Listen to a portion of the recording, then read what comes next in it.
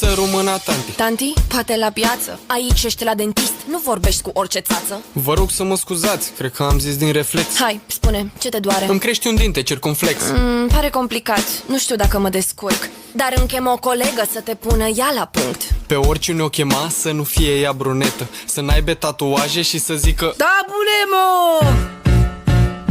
Nu pot să cred așa ceva. Bre, ce faci aici? Ce să fac? Îți fac datura. Ești mata dentist? Acu sunt, hai cască gura. Ce vezi, bre, acolo? Ce să văd? E sărăcie. Adică e de rău? N-ai deloc aur, frăție. Bre, tu ești întreagă, am un dinte, crește prost. Crește ca stăpânul, trebuie să-l scoatem pe bengos. Lasă-mă, bre, în pace, matale, nu scoți nimic.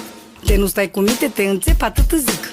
Bre, te rog frumos, ai mata milă de mine. Stai liniștit, nepoate. Vrei să-ți spun un secret? Eu pentru extracții sunt ca Bruce Lee în concert. Bre, Bruce Lee nu cânta! Asta muy că da to chec te exales Maradona. Muy pari.